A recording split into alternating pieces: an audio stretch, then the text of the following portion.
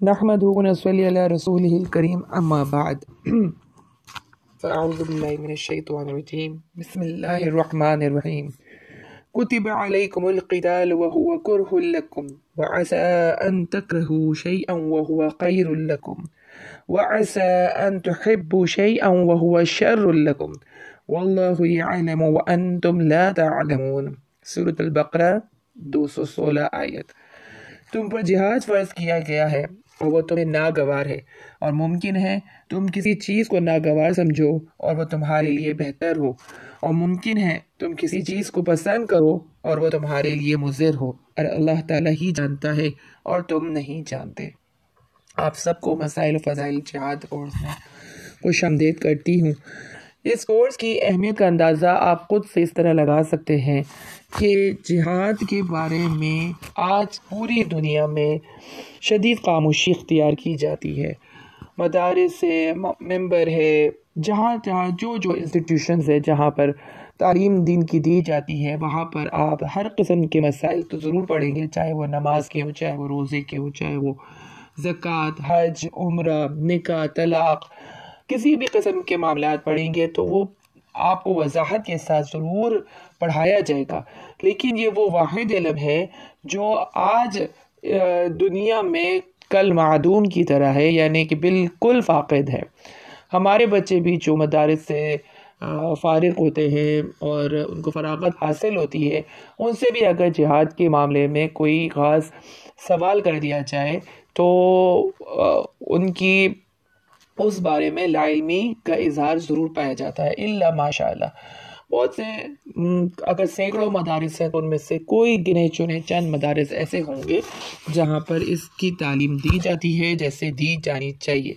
वरना अफसोस का मकाम ये है कि आजकल ज़्यादातर ये कहा जाता है कि जिहाद का वक्त नहीं है, और उसकी बहुत सारे वजूहात बयान किए जाते हैं कि ताकत कम है, तादाद कम है, और सामने दुश्मन की क़ुव्वत ज़्यादा है, तो मसलहत अपनाना ज़्यादा अक़लमंदी है, वग़ैरह वग़ैरह। तो इंशाअल्लाह ताला इस कोर्स को पढ़ाने का मकसद आपको ये है कि सबसे पहले हम ये समझ सकें कि जिस तरह हमारे और भी दीन के अरकान हैं, जैसे नमाज है, रोज़ा है, ज़कात है, हज है, उम्रा है, इसी तरह जिहाद भी ईमान का एक रुकन है। अक्सर जब मैं ये बात कहती हूँ तो लोग सवाल करते हैं कि हमने तो किसी हदीस में नहीं पढ़ा कि ईमान का रुकन जो है जिहाद भी, हालांकि इस बारे में अहादीस मौजूद हैं। इंशाअल्लाह ताला इस कोर्स में ना सिर्फ हम जिहाद की फ़जीलत पढ़ेंगे बल्कि उसके कुछ मसाइल, जो बुनियादी मसाइल हर किसी को मालूम होने चाहिए, उसको भी इसका भी मुताला करेंगे, उसको भी पढ़ेंगे, और जो उसके गहरे मसाइल होते हैं अल्लाह ताला हम सबको ये खुशकिस्मती नसीब फरमाए कि अल्लाह ताला हमें मैदानों में ले जाए जहाँ पर हम तालीम के साथ साथ अमली मैदान में भी अपना इस एक अहम तरीन रुकन पर काम कर सकें, अहम तरीन रुकन पर अमल कर सकें। जिस तरह मुसलमान तसव्वुर नहीं कर सकता कि वो नमाज नहीं छोड़ सकता, इसी तरह जिहाद भी छोड़ना मायूब समझा जाता है। इंशाअल्लाह ताला वो जैसे जैसे आप कोर्स पढ़ेंगे आपको समझ में आ जाएगा। हाँ, इस कोर्स में हमने इस तरफ भी तवज्जो दी है कि जो एतराज़ात जिहाद के मामले में किए जाते हैं,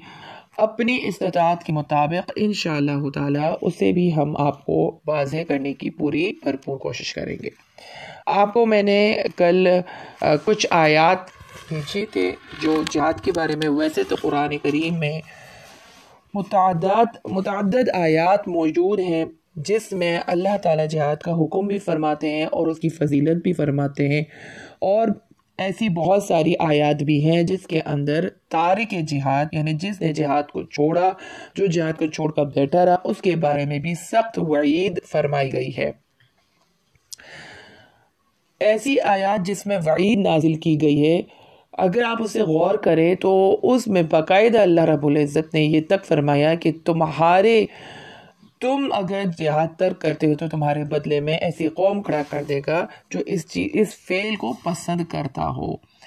آج کل اگر موجودہ حالات کی طرف نظر دوڑائیں تو نظر آتا ہے کہ کرونا وائرس کس طرح دنیا کو پوری لپیٹ میں لیا ہوا ہے۔ ہر کوئی اس خوف سے، اس بیماری کے خوف سے بے چین نظر آتا ہے۔ کیا حکومت، کیا علماء اکرام، کیا خواص، کیا عوام، سب کی طرف سے کوئی نہ کوئی نصیحتیں ضرور جاری ہے۔ بے شک جب کوئی مصیبت آفت آتی ہے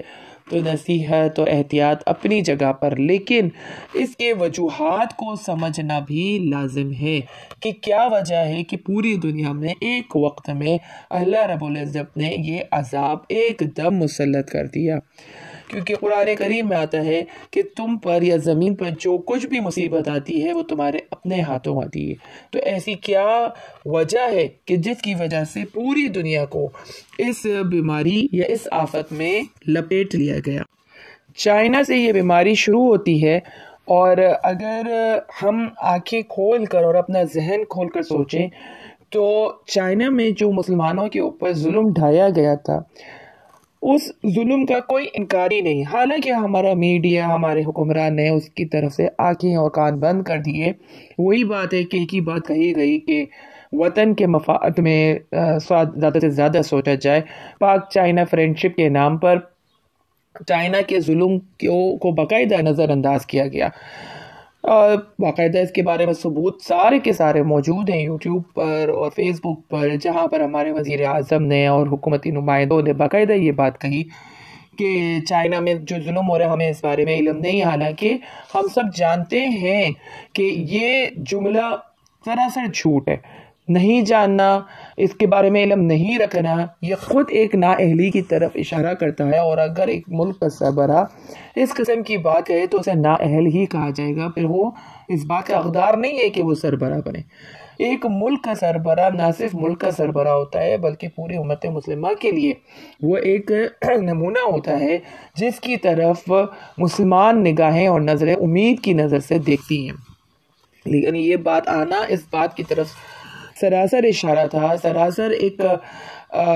واضح دلیل تھی کہ چائنا میں مسلمانوں پر ہونے والے جرم پر مسلمانوں نے جان بوجھ کر اپنی آنکھیں بند کی تھی۔ نہ صرف پاکستان کے بلکہ سعودی عرب کا بھی جو شہزادہ محمد بن سلمان نے جب چائنا کا دورہ کیا تھا اور وہاں کے حالات کا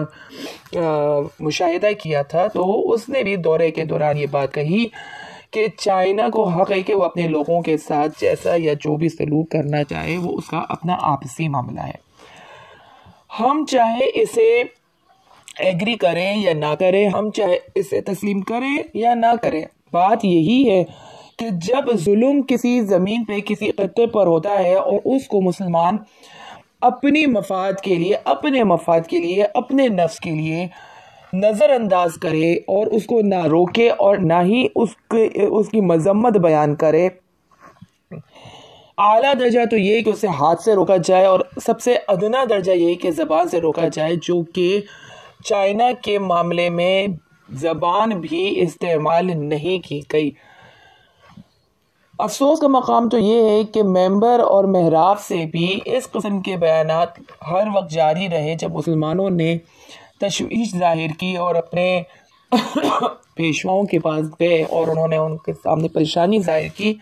تو یہی بات کہی گئی کہ ابھی ہمارے پاس استطاعت نہیں ہے اور وقت کا تقاضا ہے کہ ہم دعا کریں، دعا مومن کا ہتھیار ہے اور دعا سے حالات تبدیل ہو جاتے ہیں وغیرہ وغیرہ۔ اس بات سے انکار نہیں ہے کہ دعا مومن کا ہتھیار ہے، لیکن صرف دعا سے بھی کام نہیں چلتا۔ اگر صرف دعا ہی ہر مسئلے کا حل ہوتا تو اللہ رب العزت قرآن پاک 30 پاروں سمیت نہ اتارتے، بلکہ ایک ہی بات کہتے کہ ہر مسئلے کا حل دعا ہے، بس آپ کے اوپر جب کوئی مصیبت یا آفت آئے تو دعا کیجیے۔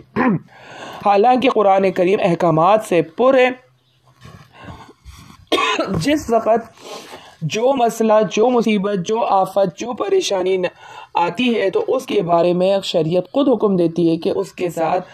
کس طرح نپٹا جائے۔ یہ نہیں کہا جاتا کہ صرف دعا کیا جائے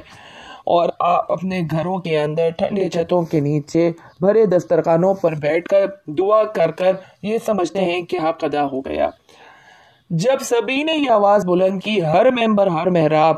ہر حاکم، ہر عام، ہر قاض نے یہ بات کی کہ ہم کیا کر سکتے ہیں سوائے دعا کے، تو اللہ رب العزت نے بھی دعاؤں کو قبول کر لیا، اور کرونا کی شکل میں یہ عذاب قوم پر، نہ صرف ایک قوم پر بلکہ پوری دنیا میں مسلط کر دیا۔ سوال پیدا ہوتا ہے کہ صرف چائنا کے لوگوں پہ کیوں نہیں کیا، پوری دنیا میں کیوں پھیلا دیا، مسلمانوں میں بھی کیوں کرونا آ گیا؟ تو اس کا جواب ہی یہی ہے کہ اس جرم میں ہر شخص مبتلا ہے سوائے وہ لوگوں کے جنہوں نے اپنی استطاعت کے مطابق عملی طور پر اس ظلم کے خلاف لڑنے کی کوشش کی، اور جو عملی طور پہ معذور تھے اور انہوں نے اپنی زبان سے اس بات کا رد کیا یا مذمت کی، تو اللہ رب العزت نے یہ عذاب ہر اس مجرم پہ نازل کر دیا جو ظلم کو جانتے بوجھتے بھی اپنی زندگی میں اور اپنی دنیا میں مگن رہا۔ ظالم کے ظلم کو دیکھ کر خاموش رہنا بھی ظالم ہونا ہی کہلایا جاتا ہے۔ تو ان مسلمانوں کی اور ہم مسلمانوں کی دعائیں قبول ہو گئیں، اور اللہ تعالیٰ نے یہ عذاب ایسے مسلط کیا کہ لگتا ہے یہی ہے کہ جیسے قرآن میں اللہ تعالیٰ فرماتے ہیں کہ تم اگر میرے حکم کی عدولی کرو گے تو تمہیں ختم کر کے تمہاری جگہ ایسی قوم کو پیدا کر دیا جائے گا جو بہت زیادہ مجھ سے محبت رکھتی ہے۔ یہ آیت کا مفہوم بتا رہی ہوں، انشاءاللہ تعالیٰ آیت کا بھی آگے انشاءاللہ حوالہ دے دوں گی۔ بہرحال میں نے تو خیر آپ کہیں گے کہ مسائل فضائل جہاد شروع کرنا تھا اور میں نے کرونا پہ لیکچر دینا شروع کیا، تو بس مجھے بتانا یہ تھا کہ ترک جہاد بہت بڑا گناہ ہوتا ہے، اور اس کے اندر ہم سب برابر کی شریک ہیں کہ ہم اپنے گھروں میں رہتے ہوئے ہماری زندگی میں کوئی فرق نہیں پڑا، ہماری زندگی میں کوئی مسئلہ و مسائل نہیں بدلے، وہی صبح اٹھ کے بچوں کو اسکول بھیجنا، شوہر کو آفس بھیجنا، خود کو گھر کی تیاریوں میں مصروف کر لینا، سردیاں آئیں تو سردی کے کپڑے خریدنا، گرمیاں آ رہی ہیں تو گرمیوں کے کپڑے خریدنا، اور یہ فکر کرنا کہ آج کیا کھانا ہے، کل کیا کھانا ہے، فلاں کی دعوت کرنی ہے تو فلاں کی دعوت میں شامل ہونا ہے، وغیرہ وغیرہ وغیرہ۔